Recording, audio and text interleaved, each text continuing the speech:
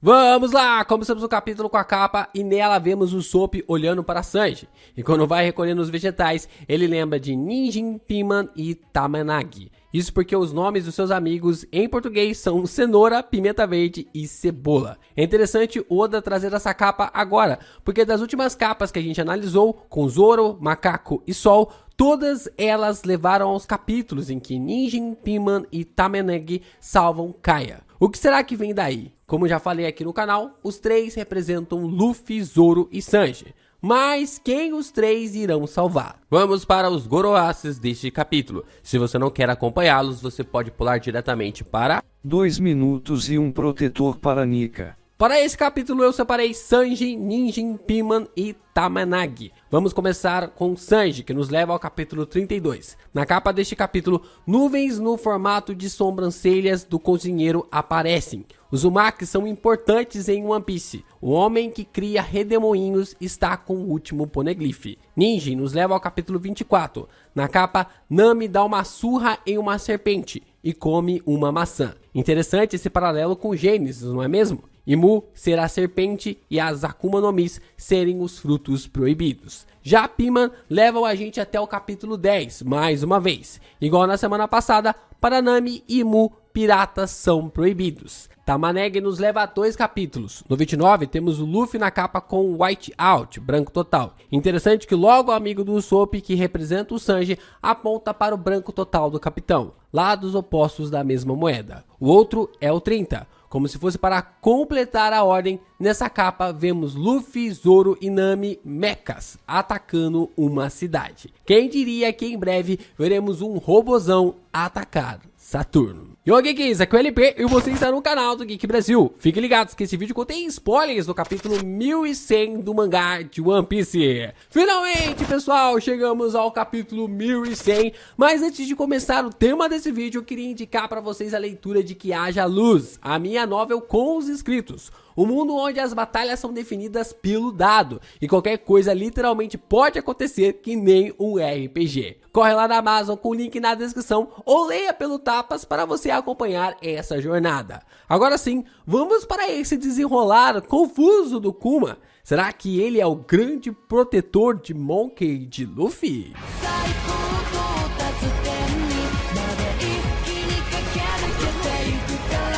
O capítulo começa onde o anterior terminou. Kizaru chega visitando o laboratório de Vegapunk e alguns marinheiros como Drake foram juntos dele. É explicado que Vegapunk acabou de se mudar para o prédio após o acidente em Punk Hazard. Então ele não percebeu que havia o Dendemushi espião ali dentro do laboratório. Kizaru trouxe o Dendemushi de Saturno porque queria conversar com Vegapunk. Saturno diz que está ciente da negociação ilegal de Vegapunk com o pirata, o que deixa o cientista em choque. Saturno argumenta que não pode aceitar Kuma como o rosto do projeto de clones porque ele é um homem procurado.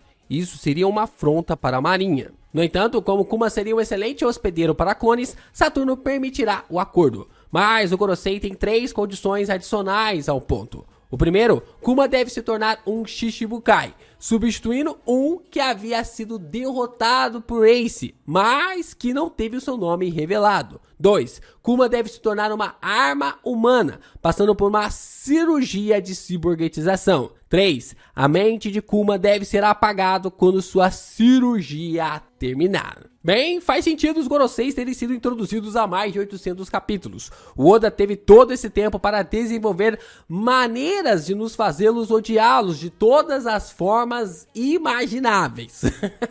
E o Saturno é só o primeiro deles. É interessante pensar que logo um cientista estaria tão frisado para o lado do mal. Porém, se você ler os relatos sobre alguns deles na Segunda Guerra Mundial, fica fácil saber como eles podem se portar como os Goroseis.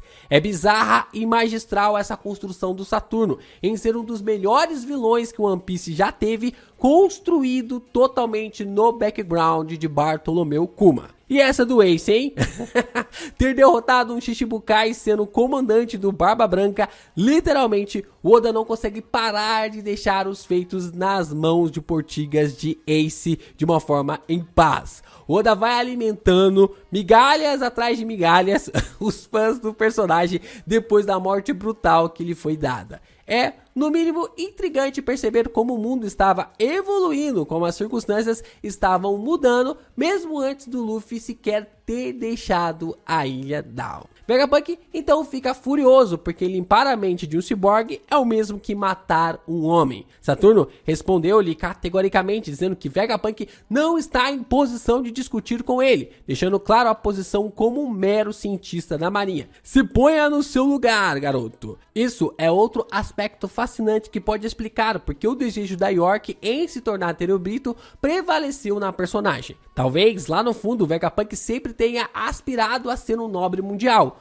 No entanto, ao conhecê-los verdadeiramente e perceber a corrupção que representam, ele abandonou a ideia. Kuma começa a chorar ao ouvir as condições dadas a ele, e todo mundo acha que ele vai recuar devido às exigências insanas de Saturno. Mas Bartolomeu abre um sorriso mostrando que está feliz, que finalmente havia encontrado a cura para Bonnie. Vegapunk lhe explica que a cirurgia da Bonnie levará 6 meses e depois disso ela deverá descansar por 1 ano antes de poder sair pelo sol. Por outro lado, a cirurgia de Kuma levará 2 anos. Saturno diz que nesse tempo Bonnie será sua refém. Se a garota for curada, há o risco do Kuma fugir com ela. Então, após o tratamento de 6 meses, Bonnie deverá ficar sob a custódia do governo mundial por 1 ano. O governo mundial libertará Bonnie depois que Vegapunk apagar a mente de Kuma. E para evitar que eles fujam juntos, Kuma não poderá mais encontrar Bonnie depois de seu tratamento de 6 meses. Durante todos esses momentos, Vegapunk está extremamente irritado com as ações de Saturno. Então, pra gente que teoriza, para algumas pessoas que teorizam sobre Vegapunk se é alguém do mal, se é uma pessoa que acaba não tendo uma moralidade, esse capítulo mostrou que o Vegapunk se importa pra caramba. Só que a relação do Vegapunk com a Marinha parece ser a mesma coisa da relação ali do Garp com a Marinha também, bem na execução do Ace. Ele acaba colocando a instituição, o Vegapunk acaba colocando a instituição juntamente com o Garp, também coloca a instituição acima da sua moral. Ele podia simplesmente rejeitar ali de fazer a proposta, não, eu não vou fazer isso, mas ele iria ser caçado, ele iria ser perseguido. A mesma coisa com o Garp. Não tô passando pano para eles não, mas é uma decisão de ficar com as mãos atadas. Ele acabou ficando com as mãos atadas pelas escolhas que eles fizeram, tanto ali o Vegapunk quanto também o Garp. Kuma concordou com as condições de Saturno, mas em troca pediu para enviar Bonnie ao reino Sobé, após o tratamento de 6 meses, para evitar que ela soubesse a verdade sobre este acordo. Saturno concorda, já que enquanto estiverem sob os olhos do governo mundial, qualquer lugar será igual. Vegapunk começa a reclamar que a ilha de Egghead é quase como se fosse um quadro em branco e possui muitas ideias.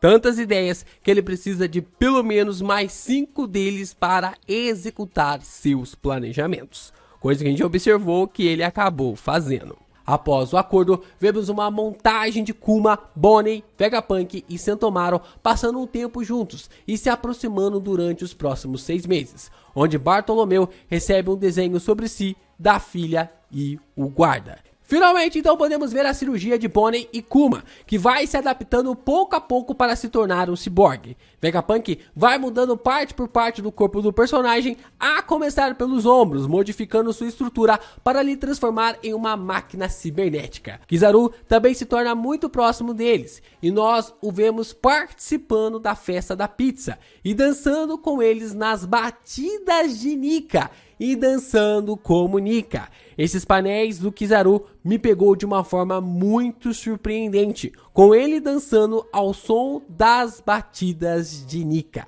Interessante perceber que Kizaru significa macaco amarelo, e ele dançar como Nika lhe conecta ainda mais com Monkey D. Luffy. A luta de Luffy Nika com Kizaru estava traçado faz muito tempo. O macaco branco versus o macaco amarelo tinha que acontecer em One Piece. Após 6 meses, a cirurgia de Bonnie termina, então ela é trazida de volta ao reino de Sobé, onde Konen e os outros a receberam. Konen lhe recebe com o mesmo chapéu branco que Bonnie utiliza na sua infiltração em Mary Jose, e revela seu sobrenome como Daunter. Bonnie viverá na igreja por mais 1 ano sob os cuidados da equipe médica para que receba os últimos tratamentos, completando assim o tempo necessário que ela tem ali mais ou menos de vida para conseguir sair em busca ali do mar para resolver todas as questões e saber das informações que aconteceu com o seu pai. Mas a equipe médica que estava tratando a personagem era composta por agentes do governo. Sua líder era uma agente da CP8 chamada de Alpha. A enfermeira, que é uma agente da CP, parece muito com a Califa e provavelmente seja uma de suas primeiras missões. Na romanização, seu nome está escrito como Alufa, ou seja, o nome é até mesmo parecido. Alpha ameaça Kuma, dizendo para não se esquecer que a vida de uma criança é algo extremamente frágil. Assim, ela esmaga uma pedra, quase representando a quebra de um cristal, sendo um Jelry. Kuma se despede de Bonnie com suas últimas palavras para ela.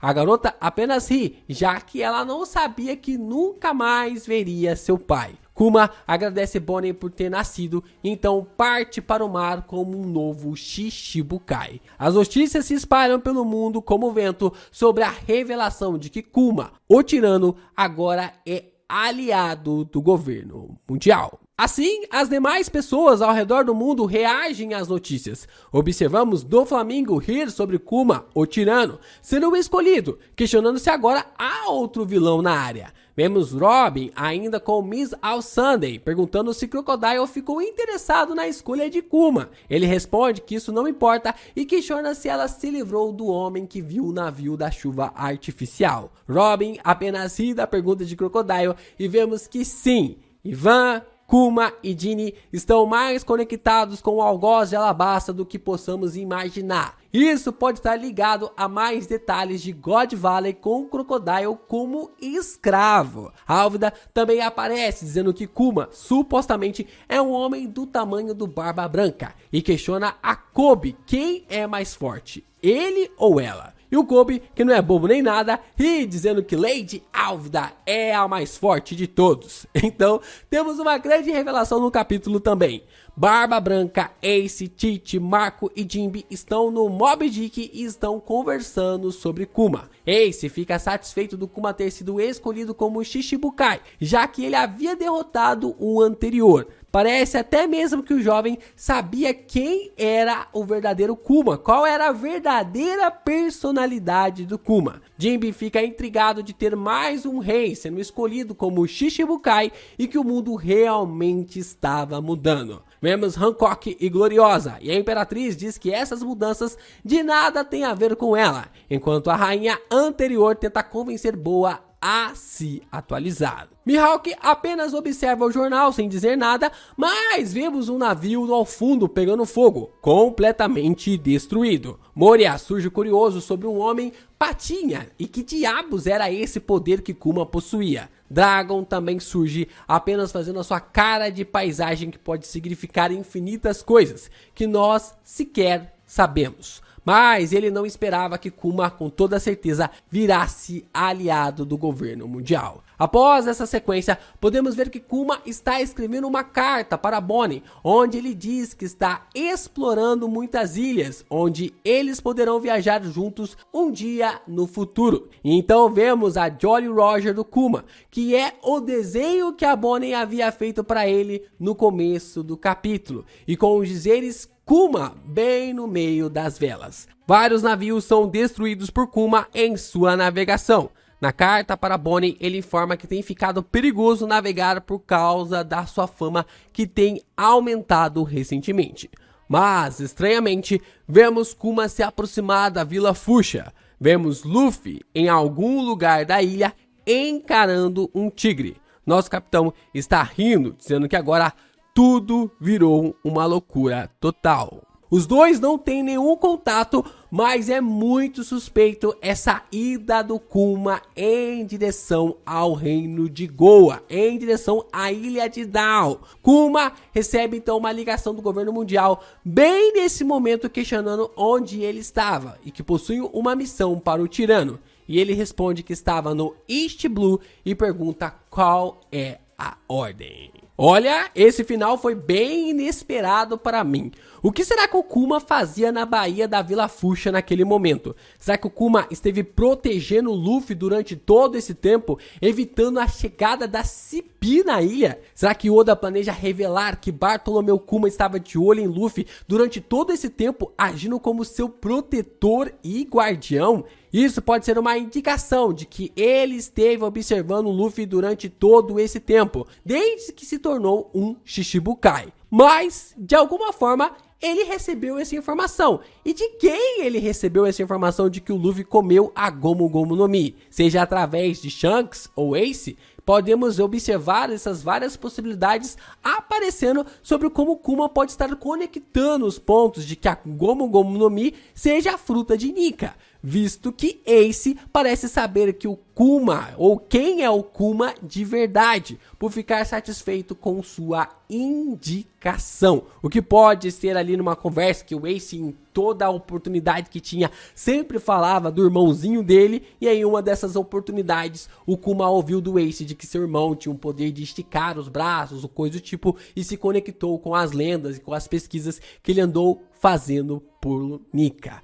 Porque assim que o Luffy comeu a fruta, Garp acabou tirando o personagem do litoral e o levou para viver com os bandidos das montanhas. Repare que ele estava vivendo tranquilamente sob o olhar da Makino e dos moradores da vila, até que Luffy comeu a Gomu Gomu no Mi, o que pode marcar para nós, ou pode marcar aqui para uma mensagem para nós, de que o personagem agora estaria marcado. Essa característica de uma fruta que se estica pode ser uma lenda passada tanto ali para a família Bartolomeu, quanto também para a família Monkey, ou até mesmo ali os D. Se Garp é responsável pelo East Blue, isso poderia sugerir que Kuma ficou sabendo de algo significativo vindo daquela região de alguma forma. É possível que o Kuma tenha cruzado informações com Ace e Sabo, ambos vindo da mesma ilha do East Blue. Talvez ele tenha considerado a possibilidade de que Nika também pudesse ter origens naquela região. Outro ponto a se levar em consideração é que a Nikyu Nikyu no Mi, ela também tem a capacidade de remover as memórias dos seus adversários, dos seus aliados. Nós não sabemos direito como isso funciona, mas tem se levantado aí na comunidade a possibilidade de Bartolomeu Kuma já ter encontrado o Luffy anteriormente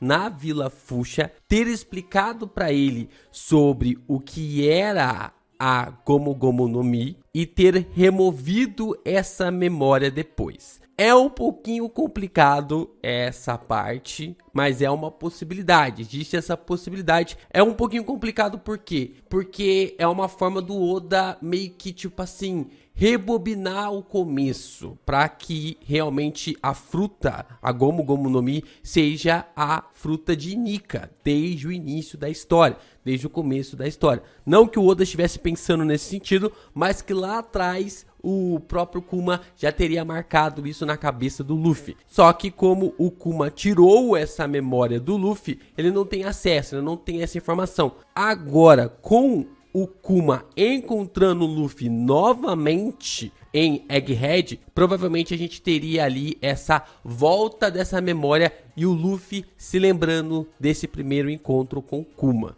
Eu acho que seria interessante essa possibilidade. Não sei se o Oda vai seguir por esse caminho, porque é um caminho meio óbvio, mas é uma possibilidade a se levantar. Bom, ainda bem que teremos capítulo na semana que vem para a gente poder discutir ainda mais sobre One Piece.